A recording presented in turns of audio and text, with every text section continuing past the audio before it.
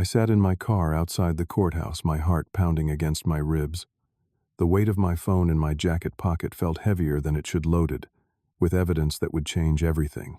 7 years of marriage to Jessica gone in an instant. I remember staring at our wedding photo just yesterday, wondering how someone I trusted completely could betray me so thoroughly. The first sign came 6 months ago, so subtle, I almost missed it. A text message that disappeared too quickly from her screen when I walked into the room. Before I tell you how I discovered the truth about the wife I trusted for 7 years, let me know where you are watching from, and hit subscribe if you believe that truth, however painful, always needs to come to light. Jessica and I met at an art gallery opening in downtown Seattle. I was there supporting a friend whose sculptures were being featured. She stood across the room, completely absorbed in a painting, her dark hair falling over one shoulder. When our eyes met, she smiled. That smile captured me instantly. 3 conversations and 2 glasses of wine later, I asked for her number. She was a talented artist herself, primarily working with watercolors and acrylics. Her passion for art was contagious, and I found myself learning to appreciate the subtle details in paintings I would have otherwise glanced past. We married after 18 months of dating in a small ceremony at a vineyard outside the city. Our wedding day remains one of my most treasured memories with Jessica, in her vintage lace dress, tears glistening in her eyes as we exchanged vows. Our first few years together were everything I had hoped marriage would be. We bought a craftsman home in a quiet Seattle suburb, spending weekends renovating and making it ours. We painted walls together, argued playfully over furniture choices, and christened every room with memories. We talked about having children soon, even picked out names. Madison for a girl, Noah for a boy. My career as a software engineer flourished during the pandemic, allowing me to work remotely while Jessica converted our spare bedroom into a studio for her growing art business. She sold commissioned pieces and taught occasional workshops. We spent lunches together in our backyard garden, planning future travels for when the world opened up again. Our friends often commented on how well-matched we seemed. My practicality balanced her creativity. Her spontaneity brought joy to my structured world. We hosted dinner parties where Jessica charmed everyone with her wit and warmth. I remember watching her across the room during these gatherings, feeling incredibly fortunate to be her husband. For 7 years, I believed we were building something unbreakable. I thought we communicated well, shared our fears and dreams, and grew together rather than apart. I never imagined that the foundation of trust I believed in so strongly could crumble beneath my feet. The first change I noticed was subtle. Jessica enrolled in an advanced painting workshop taught by renowned artist and university professor Alex Montgomery. Initially, I was supportive and excited for her. The class met twice weekly in the evenings, giving her a chance to refine her techniques under professional guidance. 3 weeks into the class, Jessica began coming home later than expected. At first, it was just 30 minutes, which she explained away as group discussions running long. Then it became an hour, then 2. When I asked about the extended absences, her answers grew vague and defensive. I also noticed a shift in her appearance and habits. She started wearing makeup on class nights, something she rarely bothered with for her regular workshops. New clothes appeared in her closet, more stylish and expensive than her usual artistic, comfortable attire. The Jessica, who once proudly proclaimed that comfort trumped fashion, seemed to have disappeared. Her phone became an extension of her hand, and she guarded it vigilantly. The woman who once left her device lying around without a second thought now carried it into the bathroom during showers. One night I woke at 3 in the morning to find her side of the bed empty. I found her in the kitchen, quickly locking her screen when I entered. She claimed insomnia, but the flush on her cheeks told a different story. The password on her phone changed. When I asked about it casually one morning, she said she was concerned about security after a friend experienced identity theft.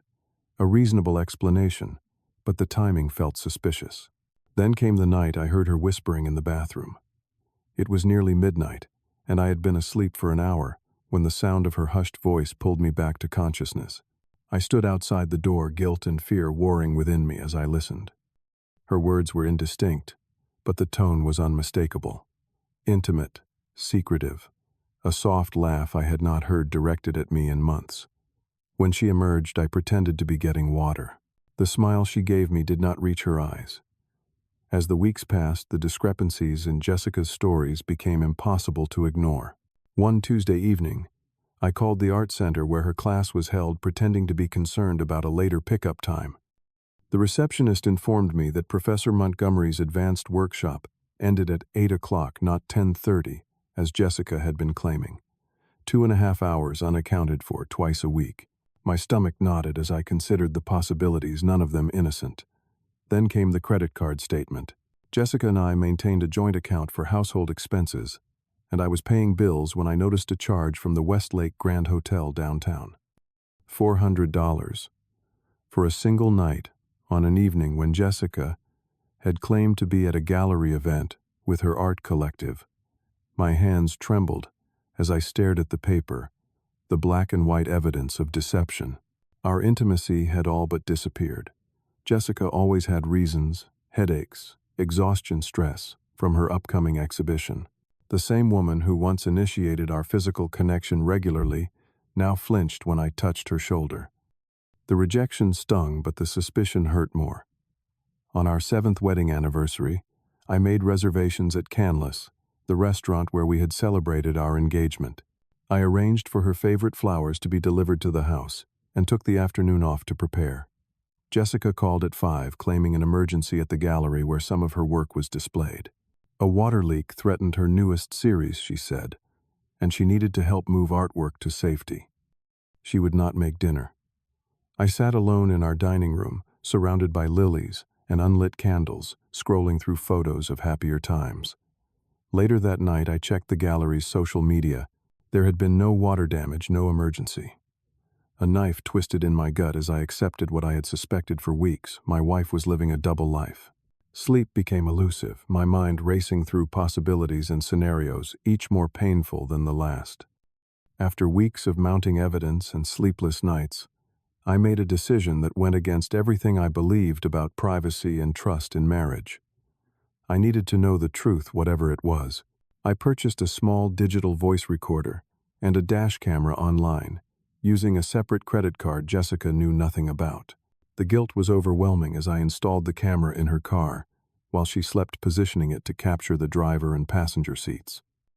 I placed the voice recorder beneath the driver's seat, activated by sound. I felt like a stranger to myself, a man I would have judged harshly just months before. But desperation had replaced my principles with a singular need to confirm what my instincts were screaming. I also installed data recovery software on our shared iPad. Jessica frequently used it for reference photos and preliminary sketches, and I hoped it might reveal deleted messages or searches. The software was expensive, but answers were worth more than money at this point. Each night, as Jessica slept beside me, physically present, but emotionally miles away, I wrestled with what I had become. Was I the villain in this story?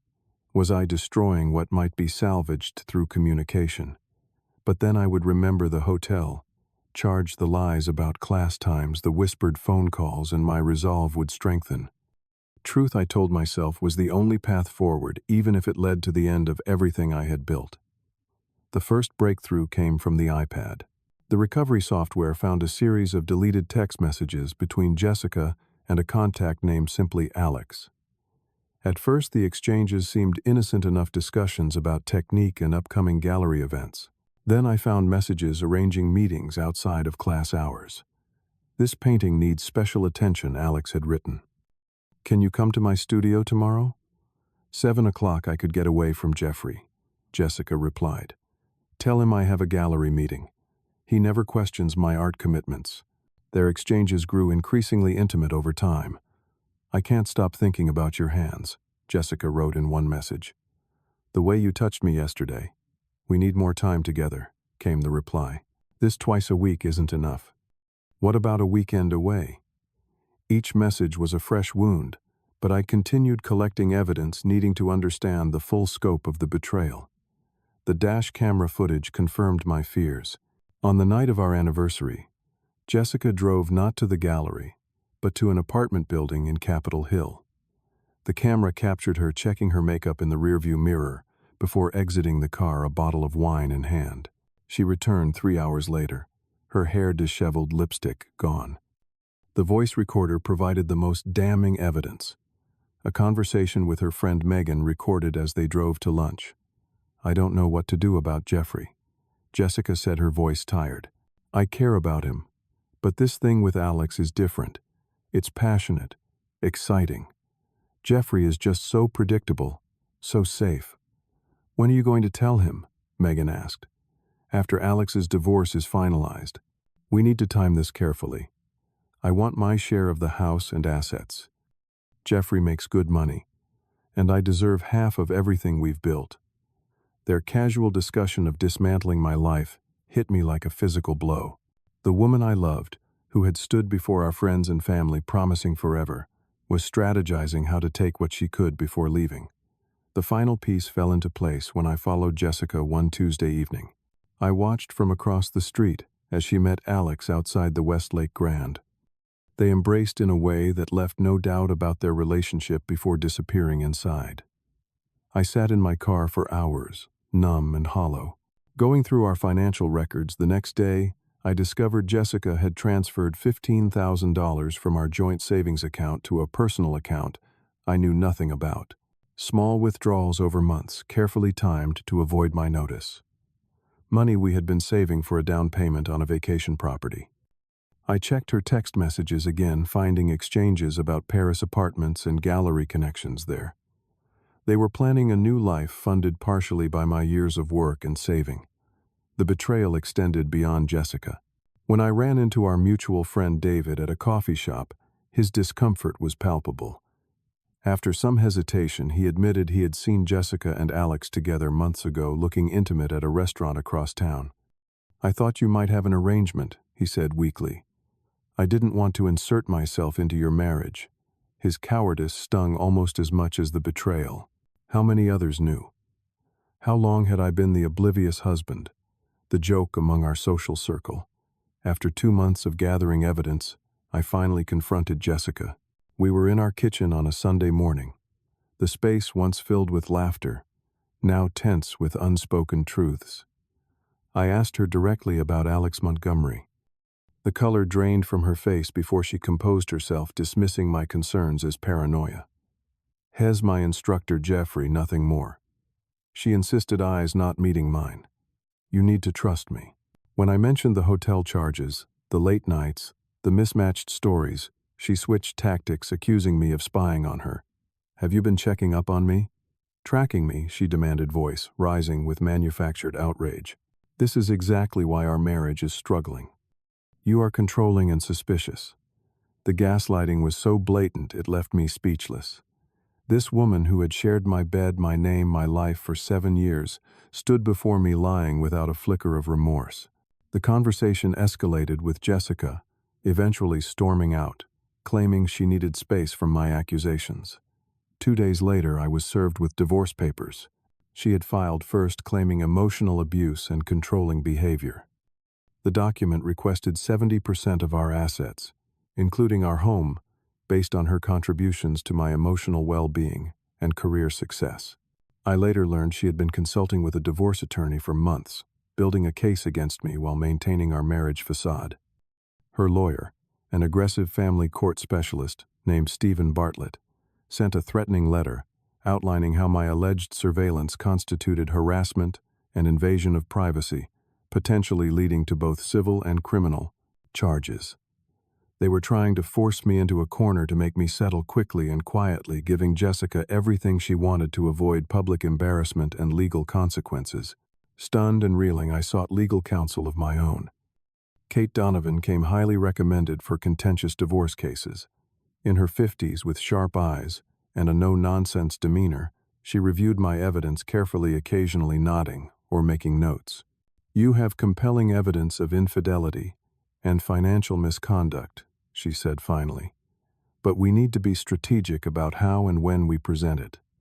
Your wife's lawyer is banking on intimidating you into a quick settlement." She advised me to appear cooperative, but concerned in all preliminary meetings to give Jessica and her attorney the impression their strategy was working.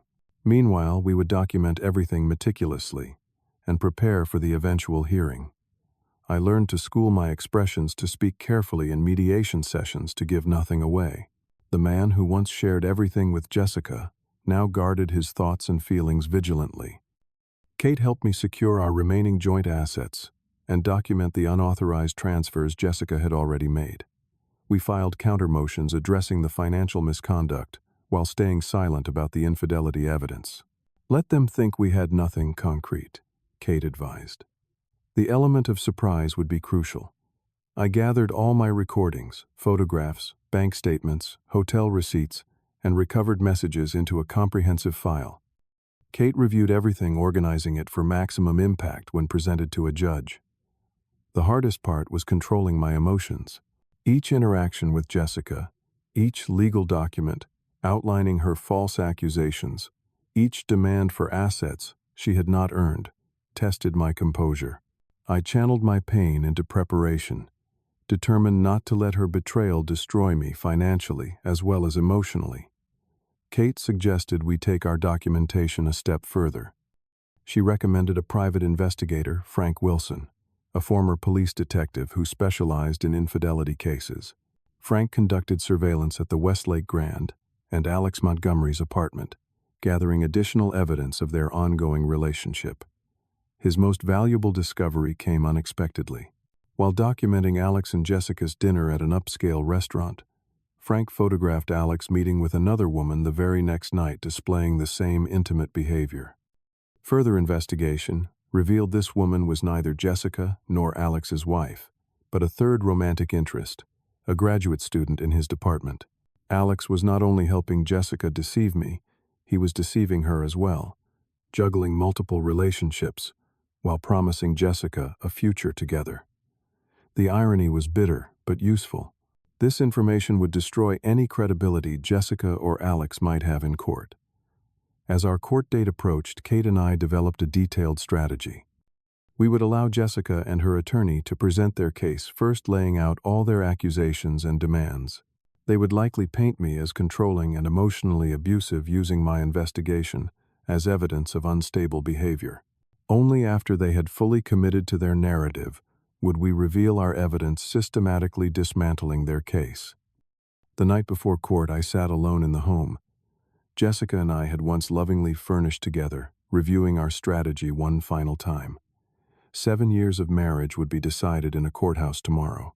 The life I had planned was gone, but I was determined not to lose my dignity and financial security as well.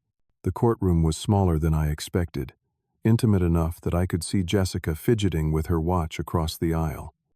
She wore a conservative blue dress I had never seen before, hair pulled back in a style that made her look professional and sympathetic. Her eyes met mine briefly, before darting away, a flicker of uncertainty crossing her face. Her attorney presented their case, first painting a picture of a controlling husband who monitored his wife's movements and communications, creating a hostile home environment. Jessica took the stand, describing my alleged emotional withdrawal and suspicion, carefully constructing a narrative where her actions were reasonable responses to my behavior. She spoke of Alex Montgomery only as her instructor and mentor, someone who recognized her artistic talent when I allegedly did not. The judge, an older woman with penetrating eyes, listened attentively, occasionally making notes. I maintained a neutral expression, though each lie felt like another betrayal. When it was our turn, Kate began methodically addressing each accusation before moving to the evidence of infidelity and financial misconduct. The judge permitted the admission of my documentation, despite objections from Jessica's attorney about privacy concerns. As the evidence mounted, Jessica's composed facade crumbled, the hotel receipts, the bank transfers, the texts planning their future together, the photographs of their meetings, the recordings of Jessica discussing her plans to maximize her divorce settlement. The most damning moment came when we presented Frank Wilson's evidence of Alex Montgomery's multiple affairs, including photographs taken just days earlier. Jessica visibly flinched, color draining from her face, as she realized Alex had betrayed her, just as she had betrayed me. When all evidence had been presented, the judge called a brief recess to review everything in her chambers. Those 30 minutes were the longest of my life, with Jessica and I sitting in painful silence on opposite sides of the room. When the judge returned, her ruling was decisive. She cited Jessica's documented infidelity, financial misconduct, and what she termed calculated deception in denying most of her claims. I was awarded the house. My retirement accounts remained untouched, and Jessica received only what she had contributed to our joint assets, minus the amounts she had already improperly transferred. As we left the courtroom, Jessica attempted to speak with me, tears streaming down her face. I simply walked past her to where Kate waited with final paperwork, my heart heavy but my conscience clear. 3 days after the court ruling, Jessica appeared at our former home. I had changed the locks, but she rang the doorbell persistently until I answered. Her eyes were red-rimmed makeup, absent, looking nothing like the polished woman from court. "Geoffrey, please," she said. "We need to talk. You have to understand." I let her in, maintaining distance, as she followed me to the living room. She perched on the edge of the sofa, where we had once spent Sunday mornings reading together, now a stranger in a space that had once been hers. Her explanation tumbled out in a rush. Alex had promised to leave his wife. They were supposed to start fresh together in Paris, where he had gallery connections. But after the court case, he stopped answering her calls. She eventually learned he had reconciled with his wife, dismissing their relationship as a temporary indiscretion. "I want to come home," she said, finally looking around the room as if seeing it with new eyes. "We could try again. I made a terrible mistake." The sincerity in her voice might once have swayed me, but I had seen too clearly what lay beneath the surface. "There is no home to come back to," I told her gently but firmly. "What we had is gone. I think you love the security I provided more than you ever loved me," I added. "That isn't enough to build a life on." She left with one small box of personal items, a fraction of what she had once claimed was rightfully hers. I watched her car disappear down our street for the last time, feeling a complex mixture of grief and release. The months following the divorce were a period of slow rebuilding. I focused initially on small, manageable goals. I joined a weekend hiking group, discovering trails around Washington state I had never explored. The physical exertion helped burn away the lingering anger, while the natural beauty offered perspective. I redecorated our home, replacing furniture and art that carried too many memories. The master bedroom became my home office, and I moved to the guest room, unable to sleep, where we had shared so many years. Cooking became an unexpected therapy. I enrolled in a culinary course, learning to prepare meals more complex than the basic bachelor fare I had relied on before meeting Jessica. There was something healing about creating nourishing food for myself, a tangible act of self-care. I also joined a support group for people who had experienced similar betrayals. Listening to other stories helped me understand that while my pain was personal, I was not alone in navigating its aftermath. The shared experiences and coping strategies provided a roadmap for healing that I could not have created alone. Professionally, I channeled my energy into a new project at work, developing software that eventually led to a promotion. The focus required helped keep my mind from dwelling on what might have been. Slowly, almost imperceptibly, days began to pass, without Jessica dominating my thoughts. I reconnected with friends I had neglected during the divorce process, building a support network that had nothing to do with my previous married life. 1 year after the divorce was finalized, I met Allison at a friend's dinner party. A pediatric nurse with a quick laugh and kind eyes, she approached relationships with a refreshing directness. Our connection developed slowly, neither of us rushing toward commitment. I was transparent about my past, and she shared her own experiences with relationships that had taught difficult lessons. The most valuable lesson from my marriage and its painful end was learning to trust my instincts. The signs had been there, but I had ignored them, making excuses and accepting explanations that never quite rang true. I promised myself never to dismiss my own perceptions so completely again. I also learned that while trust is essential, Blind trust is dangerous.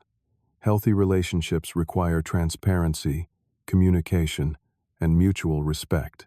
Love that demands unquestioning faith while offering deception in return is not love at all. Perhaps the most surprising discovery was my own resilience. The man who felt shattered beyond repair in that courtroom had rebuilt himself piece by piece into someone stronger and more self-aware than before. Looking back now, I understand that what happened was not a reflection of my worth but of Jessica's character and choices. The betrayal revealed fundamental truths about both of us that might have remained hidden for years otherwise. To anyone facing similar circumstances, I would offer this: the pain is real and valid, but it is not the end of your story. Truth, however difficult to face, provides the only solid foundation for rebuilding. And you can rebuild one small choice at a time, toward a life with authentic connections and hard-won wisdom. Life rarely follows the path we imagine, but sometimes the unexpected detours lead to destinations more suited to who we truly are. One door closes, another opens, if we have the courage to walk through it. If you have experienced something similar in your relationship, what warning signs did you notice first? Were they similar to what I missed initially? Share your experience in the comments below. And if this story helped you feel less alone in your journey, please subscribe to hear more stories of overcoming life's challenges. Hit the like button if you believe in the power of resilience, and share this video with someone who might need to hear that healing is possible after betrayal. Thank you for listening to my story. And remember, sometimes the end of what we thought we wanted makes room for what we truly need.